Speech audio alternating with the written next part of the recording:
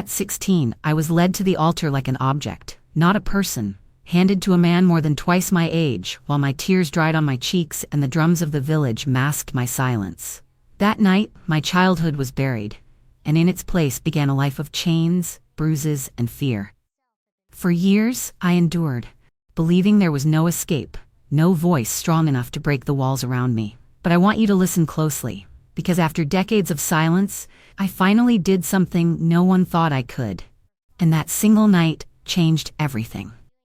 Thank you for watching and giving me your time. It means more than I can ever say. And before I go deeper into my story, I would love to know where you are watching from. So please tell me in the comments, because I always enjoy seeing how far my voice travels and how many hearts are listening. You see, when I look back on those years, I realize how far I have come. But at that moment, standing in that little village at 16, I did not see hope. I only saw a future carved by other people's hands. A future I never asked for and never wanted.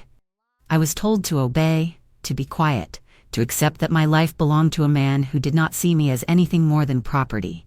And I carried that weight in silence for years, until the night I chose to change everything. I grew up in a small village where the days began with the sound of roosters and the smell of smoke from cooking fires, where children ran barefoot on the dusty paths and women carried water in heavy clay pots balanced on their heads.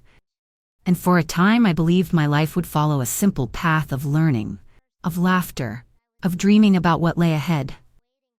My heart was full of innocent hopes.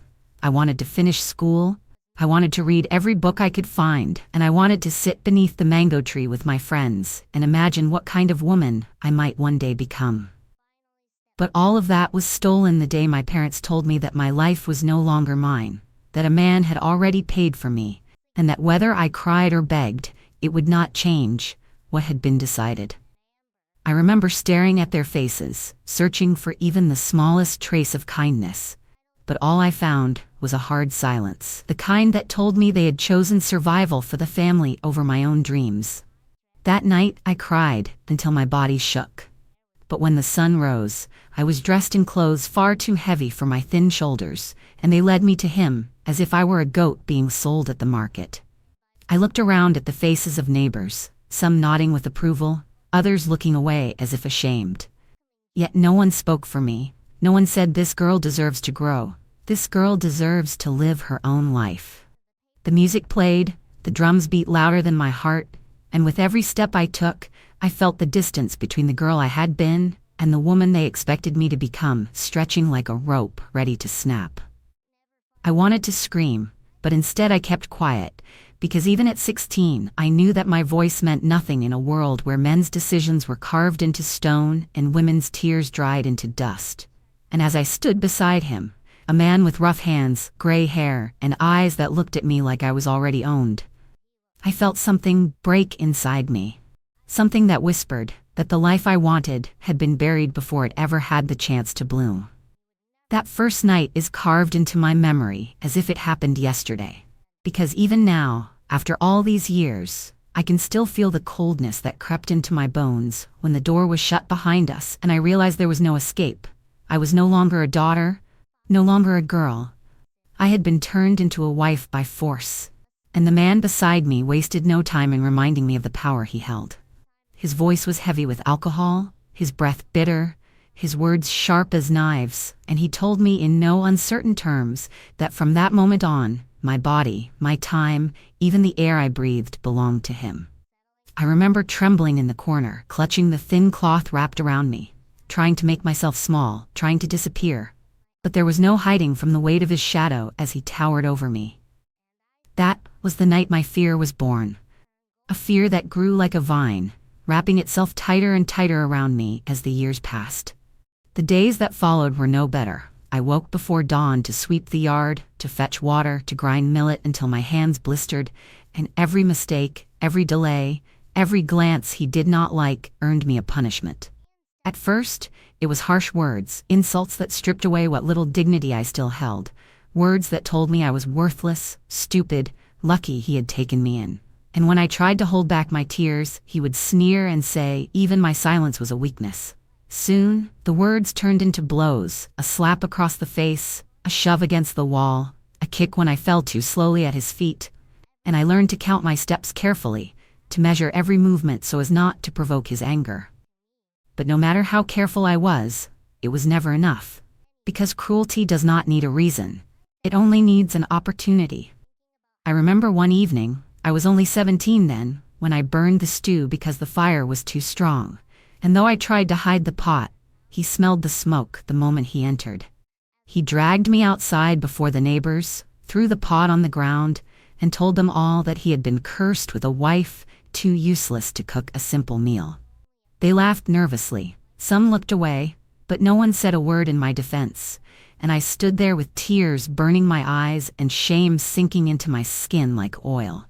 From that day, I knew I could expect no help from the outside world, that my suffering was mine alone to endure.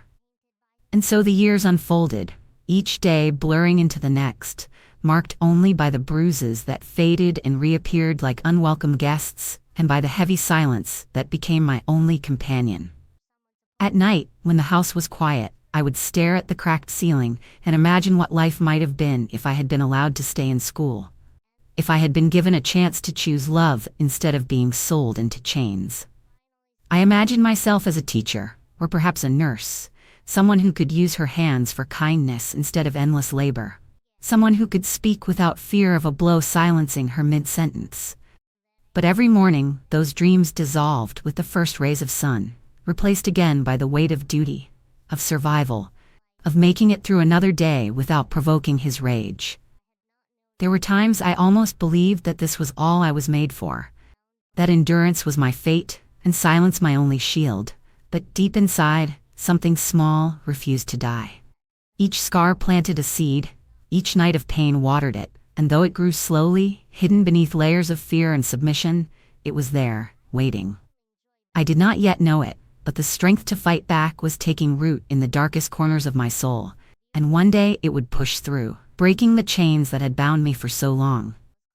Until then, I lived as a shadow in my own life, carrying secrets too heavy to share, whispering prayers that never seemed to be answered, and wondering if freedom was only something other women spoke of.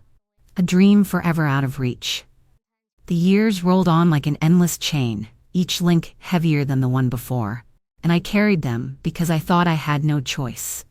Because every voice around me told me that suffering in silence was the duty of a wife, that a woman who spoke up brought shame upon her family. And so I buried my pain deep inside and wore a mask of obedience even as my spirit withered. I rose before the sun, bent my back to the chores, prepared his meals, washed his clothes, bowed my head when he barked orders. And I told myself that if I did everything perfectly, perhaps one day the storms would calm. But storms fueled by cruelty do not pass, they only grow stronger.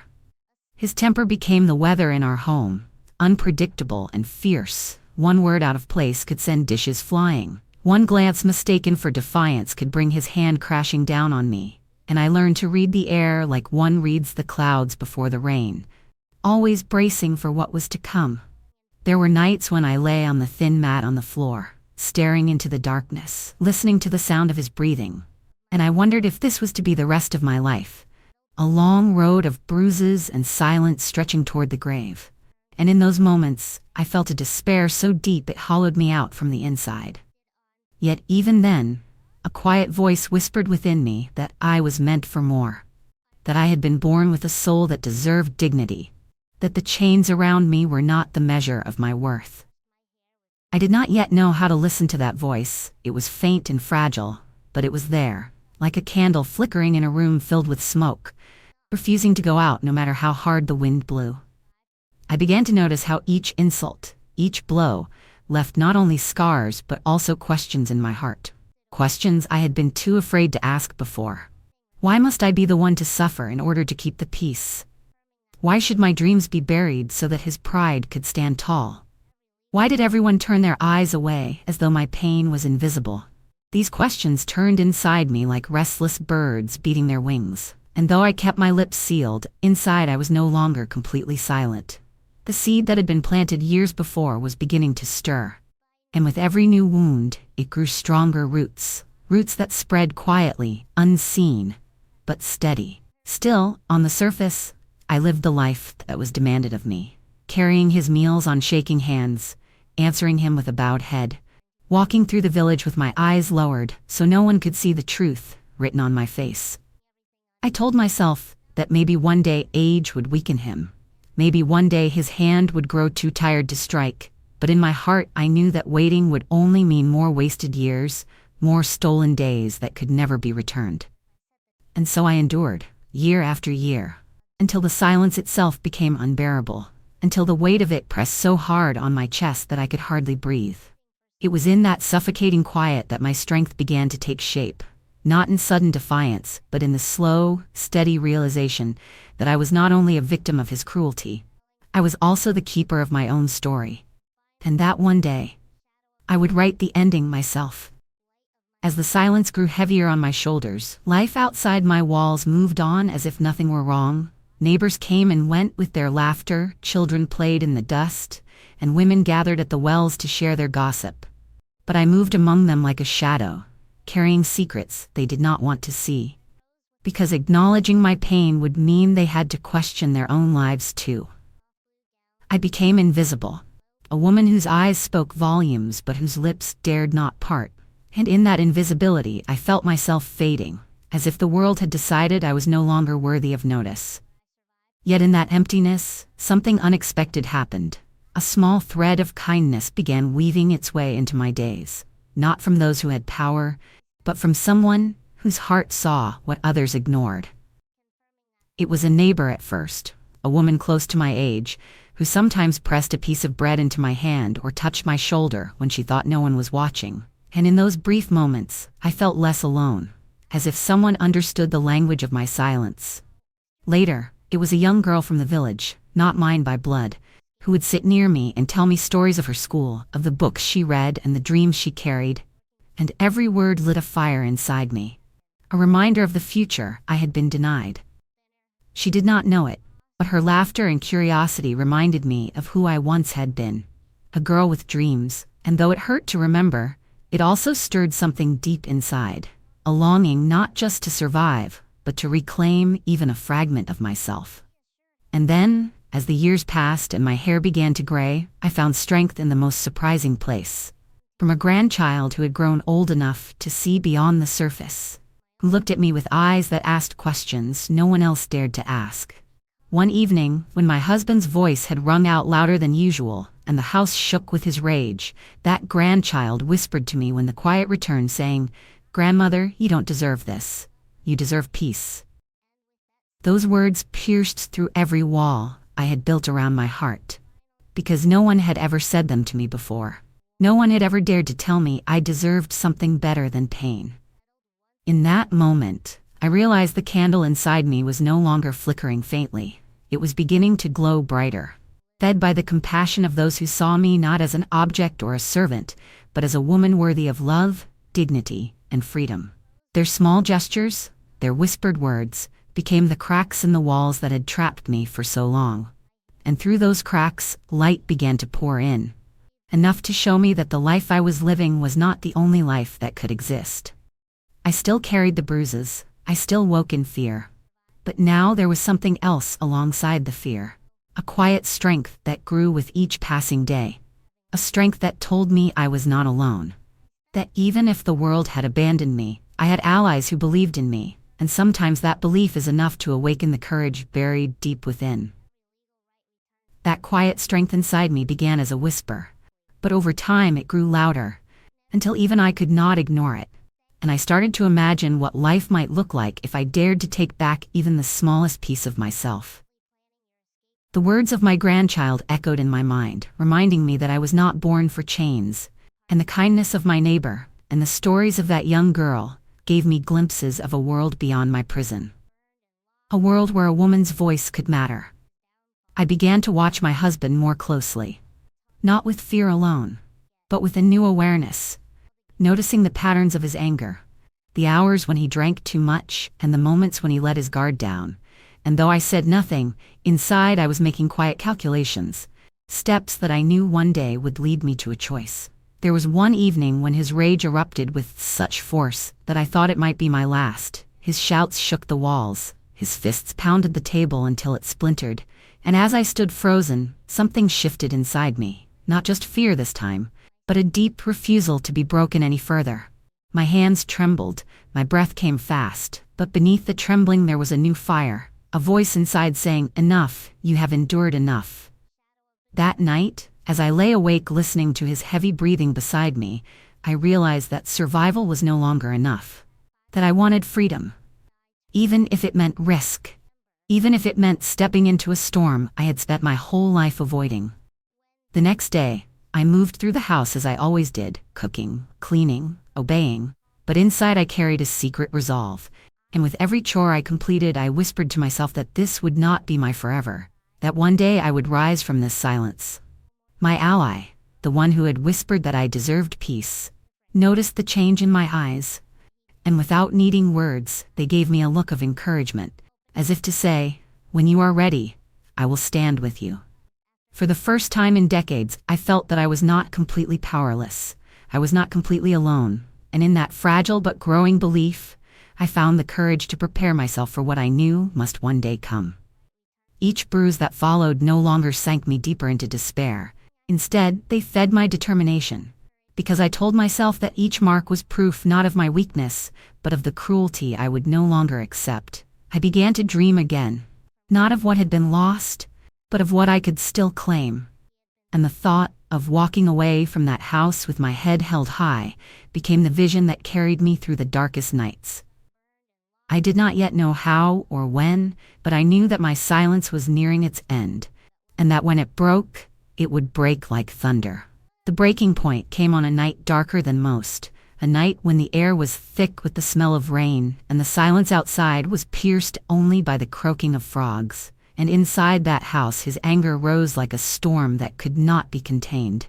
He had been drinking more than usual, his words slurred but his fists steady, and when his rage found me once again, it was not just another beating, it was a fury so wild I thought I would not live to see the dawn. He shouted that I was nothing, that without him I would starve in the dust, that even my own family had abandoned me to him. And as his voice thundered through the room, something inside me snapped. Not in fear but in defiance. I remember falling to the floor, my cheek pressed against the cool earth, and as the pain spread through my body, a strange calmness came over me, as if my spirit had finally made a choice. I would not continue like this. I would not die in that house as a prisoner, and though my hands trembled and my body ached, I knew with a certainty I had never felt before that the time had come to reclaim my life. That night, as he stumbled into sleep, his breath heavy and careless, I lay awake in the darkness, listening to every sound, my heart pounding so loudly I thought it might wake him. And I whispered to myself again and again, "Enough. This ends here." When the first light of dawn crept through the cracks in the wall, I rose with a resolve that steadied my shaking legs, and I knew that the woman who bent her head for decades was no longer the same woman who stood in that moment. My ally's words echoed in my mind, their look of quiet encouragement burned in my memory, and I held on to that strength as if it were a lifeline. I moved carefully, quietly, but with purpose, and for the first time in years I felt the weight of fear begin to lift, replaced by something sharper, something fiercer, something that tasted like freedom. It was not just about surviving anymore. It was about ending a cycle that had stolen my youth, my dreams, and nearly my will to live. And I told myself that even if the world judged me, even if the whispers followed me for the rest of my days, I would rather face their gossip than remain another day under his hand. In the days that followed, my mind became a battlefield, torn between the fear that had ruled me for so long and the fierce determination that now burned inside me. And every moment I moved through that house, I felt the weight of my decision pressing closer. I studied his patterns carefully, the way he drank until he could no longer stand, the way he left his keys carelessly on the table, the way his snores filled the night so heavily that even the walls seemed to vibrate with them. And I knew that if I was ever to act, it would have to be in one of those moments when his guard was down. My heart beat faster with every passing day, because I was no longer simply existing.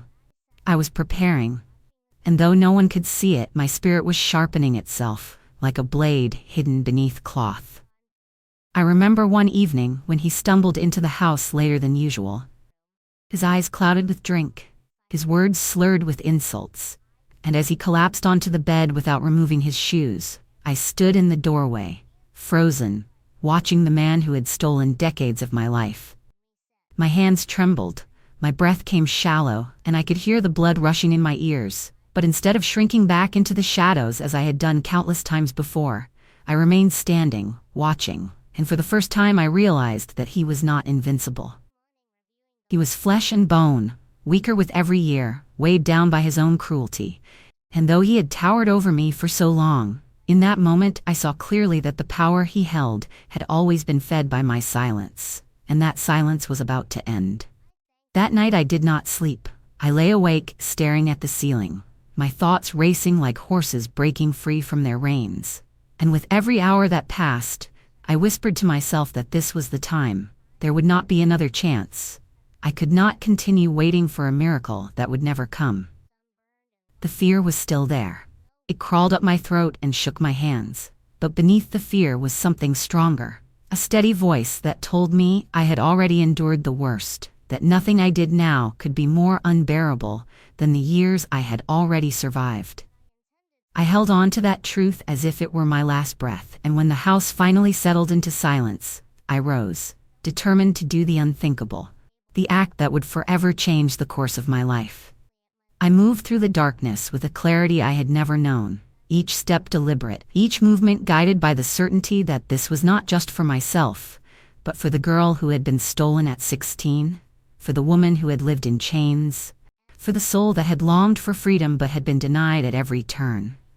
My heart pounded, my body trembled, but I did not stop, because this was the moment I had waited for. The moment when the seeds of quiet strength that had been planted in pain finally broke through the soil, reaching for the light. That night, when the weight of his drunken snores filled the room and the air felt thick with the stench of stale liquor, I knew my moment had come. And though my hands shook and my legs felt weak beneath me, there was a calmness inside that steadied me. A calmness born not from peace but from the certainty that I could not endure another day under his shadow. I moved slowly, quietly, my heart pounding so loudly I feared it might wake him. But each step reminded me that I was not the frightened girl of 16 anymore. I was a woman who had borne scars, who had carried silence like a burden. And now that silence had hardened into resolve. I stood over him for what felt like hours, listening to his heavy breathing, watching the rise and fall of his chest. And in that moment, I thought of all the years he had stolen, all the laughter smothered, all the dreams buried, and I felt something inside me break loose, a flood of anger and sorrow that had been locked away for decades. I thought of the nights I had begged God to take me instead of letting me wake to another day of pain. I thought of the humiliation of being dragged before neighbors and mocked. I thought of the girl who once dreamed of finishing her schooling, who once dared to imagine love that was kind. And I realized that every piece of me he had tried to destroy was standing tall in that room, refusing to bow ever again. My breath grew steadier, my fear no longer ruled me, and though my hands trembled, my spirit was firm, and I told myself that this was the end. This was the night I would reclaim my story. When I finally acted, it was not with the rage of revenge, but with the clarity of survival. It was not to destroy, but to set myself free.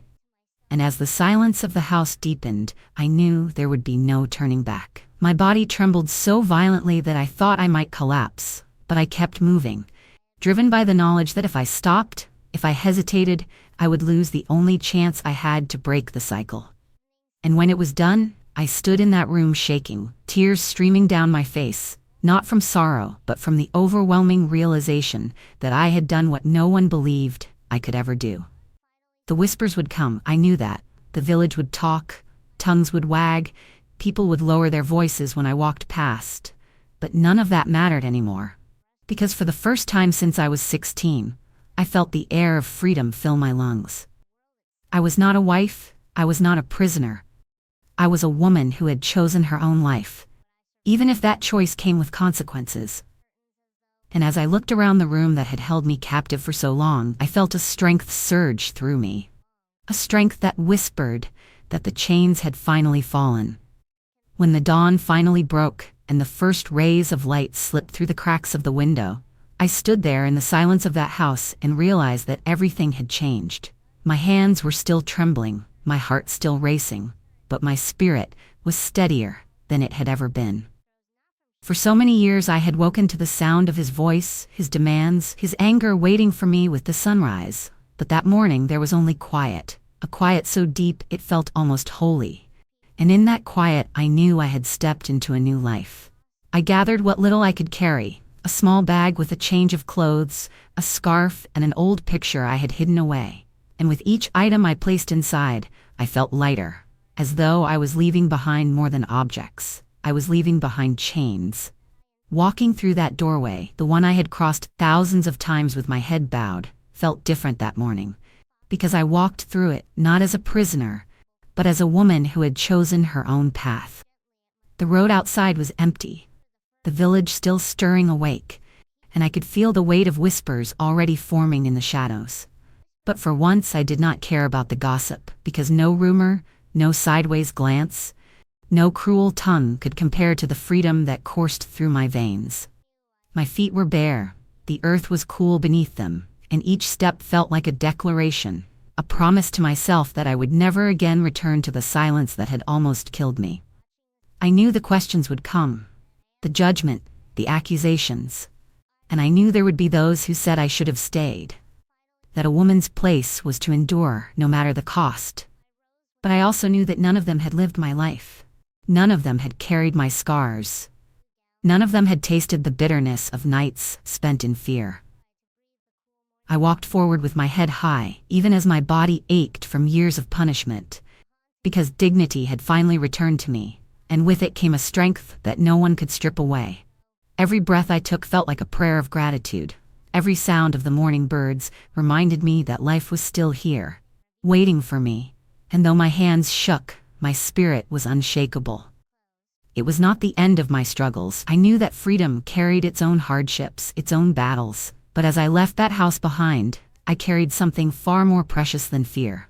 I carried the knowledge that I had survived, that I had chosen myself, and that no matter what came next, I would face it as a woman reborn. In the days that followed my escape, the world felt both strange and familiar, as though I was learning to breathe all over again.